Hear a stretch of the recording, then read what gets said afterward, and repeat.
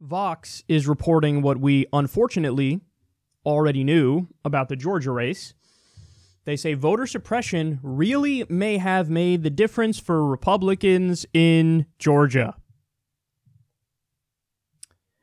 Yeah, this is, when that vote count kept creeping up to super duper close to like 50-50, when it was within 2 points, I was like, oh shit, that literally may have done it. And now you have many outlets pointing it out. A lot of people on Twitter are talking about it. Listen, that's what happened. For those, let me tell the backstory. For those of you who aren't convinced, let me give you the backstory, and then I think it'll convince you. It certainly convinced me.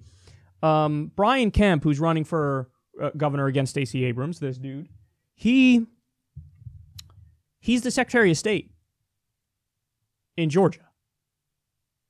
So that literally means he gets to oversee elections. Now, you would think that in a world that made sense, where people are held accountable, that he would be like, well, obviously I have to step down and recuse myself because I'm running for governor. He didn't do it. So by the way, to this point in the story, strike one, you're out. There's no 2 or 3. Something fishy's going on. Not cool at all. Then we learned, and there were a lot of people who did amazing reporting coming out of Georgia, credit to Greg Palast and many others. Then we learned about the rampant voter purging. Now, the argument they use is, oh no, we're just getting rid of, dead people. That's what. Okay, but then when you look at the numbers, that's just simply not true. So Greg Palast says that from 2016 until today, there's been over 300,000 voters who've been purged. And they do all these tricky, weird things like, address issues, address whatever the fuck. If you move from one place to another, and it isn't totally updated, and then, oh, look at that, you have no polling place. They do the exact match scam, which is like, oh, if you, like, let's say when you registered to vote, your name is Dave Johnson, and you write Dave Johnson, but then on your driver's license, it says Dave M. Johnson, and, you have a middle name, it's Michael, and the M's there. They go, oh, that's not an exact match, you're purged. So they find all these ways to kick people off the rolls, and lo and behold, guess what? About 70% of them are African Americans. And over 50,000 of the people that were purged were people who were signed up by Stacey Abrams and her group. I believe it was called the New Georgia Project. It's a group to get non-voters to register to vote. So that's what happened here. That's 100% what happened. Now, on top of all of that, endless stories coming out of Georgia on the day of the election, people saying, hey man, there are insanely long voting lines in Atlanta, and there are technical errors, and some polling places have one machine working when they should have way more, and it was so bad that a court weighed in and said, no, we're going to extend the hours because this is just so fucking ridiculous what's happening here and unacceptable that we're now extending the voting times because we have to. We have no choice. This is obviously not getting everybody's vote. And again, it was by design. It was by design. So now, given all that, look at this. Here's what the race is at. 50.3 to 48.7.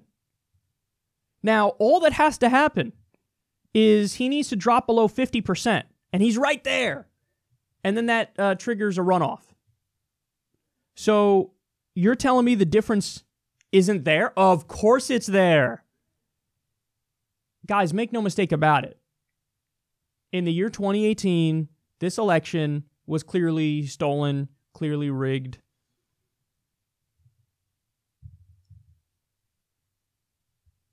When people learn what actually goes on in our system, they're fucking floored. They're floored. And especially people in other countries. I mean, listen, the no-brainers are ranked choice voting and automatic voter registration. Those are the no-brainers.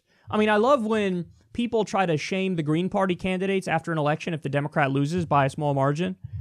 Like, okay, if you really think that it's a spoiler vote, which, by the way, all of the relevant data shows it is not a spoiler vote and those votes do not transfer.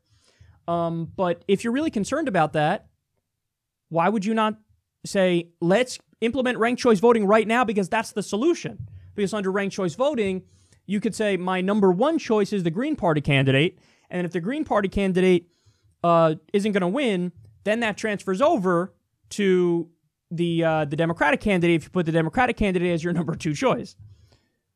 So that 100%, that's the direction we need to go. Ranked choice voting, automatic voter registration. And listen, I'm open to the conversation about, because other developed countries do this, where you have to vote.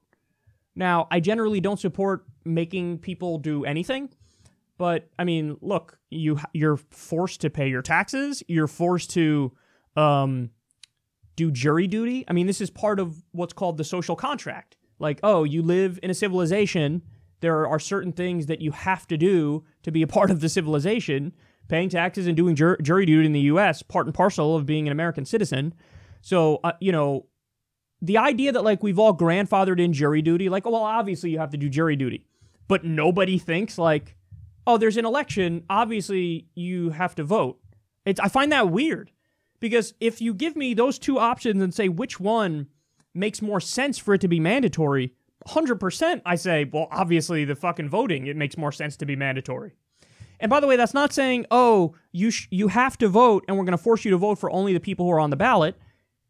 If you're forced to vote, of course you should be able to, oh, here, I'm going to do a fucking write-in candidate or whatever. But something, you have to partake in a representative democracy, which is what we have, constitutional republic and representative democracy. So now I get it. I'm not totally on board with mandatory voting, but I think that it's a lot closer of a conversation than many people would like to believe.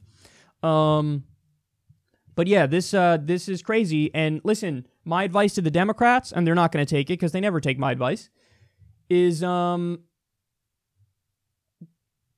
nuts talking about this. Don't stop.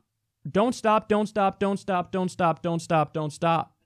I would be screaming about this from the rooftops. And I don't give a fuck that people say, oh, and if you don't concede immediately, it's sour grapes. What the fuck are you talking about? What are you supposed to do when there's an actual injustice? You have to fight back. You should fight back. So that's my advice. I don't think they're going to do it. But make no mistake about it, Stacey Abrams, I think, would have won by a comfortable margin if there wasn't rampant, brazen voter suppression.